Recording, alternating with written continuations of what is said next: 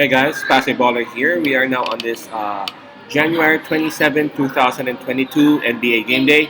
Apologies for the noise. I'm here in the coffee shop near our place. First off, we would be talking about this game between Los Angeles Lakers. They have a record of 24 wins and 24 losses, visiting Philadelphia 76ers, um, displaying a record of 28 wins and 19 losses. This one will be played 7:30 p.m. Eastern Time. That's going to be 8:30 a.m. here in Manila. And before we proceed, I'm just inviting everyone who have not subscribed yet to our YouTube account or YouTube channel, Pase Baller.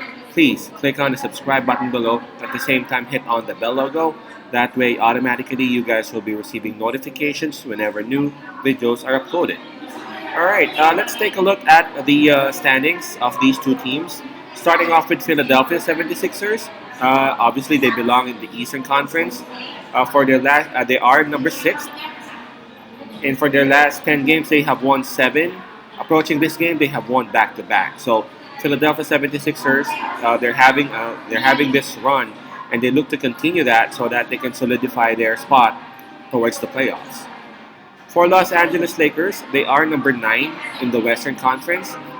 For their past 10 games, they have won 5. It's still pretty decent. And approaching this game, they are coming off a win. That was the first time that Anthony Davis has played for like, I don't know, a month or over a month. Okay, Philadelphia 76ers, they will be playing at home. So that's one advantage for them. Another thing is that in terms of momentum, I got to give it to Philadelphia. I mean, winners of 7 games out of their last 10, and they're having this mini streak approaching this game. In terms of fatigue, let's just skip that part because both teams rested last night. I'm just checking the injury list for both teams. For Los Angeles Lakers, we have Kendrick Nunn and Dumbuya out for this game. Now, Anthony Davis is tagged as probable because of his knee. Maybe this is some sort of health management or something. But since he is tagged as probable, highly likely he would still be playing. Or maybe he will just be playing, but maybe limited minutes. I don't know. For Philadelphia 76ers, we still have a lot of players out for them. Ben Simmons, of course, Seth Curry, Danny Green, and Shake Milton. So those are obviously backcourt personalities or backcourt players that Philadelphia is missing or has been missing for such a while. Spread on this is minus 2.5. That's going to be for Philadelphia 76ers. All right, now this one's gonna be a good game.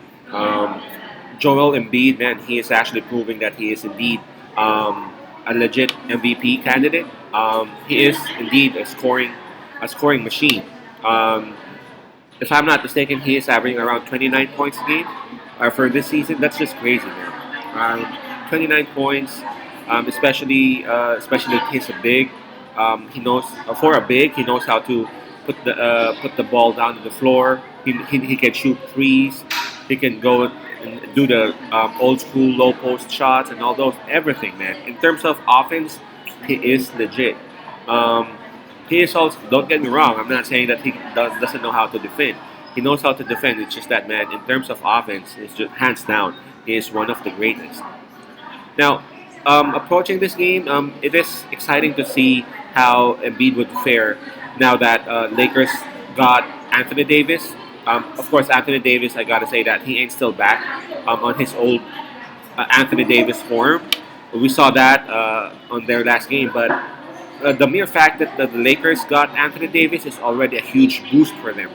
I'm thinking the Los Angeles Lakers is now a bit loose.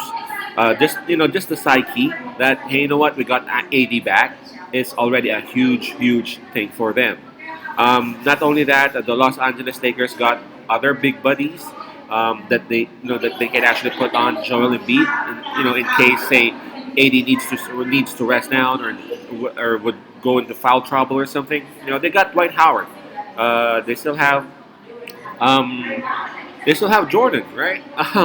So what I'm trying to say is the Los Angeles Lakers, they got bodies that can actually help in terms of managing what Embiid can produce. If you're looking for someone to stop Joel Embiid, man, nobody can stop Joel Embiid. The best thing that you can do right now, whoever you are, is to at least manage his point production. If you can actually minimize his points into like 20 points instead of allowing him to score 40, 30, 35 on you, you've done a good job. Now, Los Angeles Lakers, obviously, they got a lot of weapons as well in terms of offense. I mean, LeBron James, I think, I don't know, maybe it's going to be Harris who would take on LeBron James, but LeBron James would have other options as well. Now that again AD is back, it will be easier for him now. Russell Westbrook would have an easier time finding his shots now that AD is back because again, the defense is now just focused on LeBron and Russell. Uh, it's gonna be hard if you would actually take a look.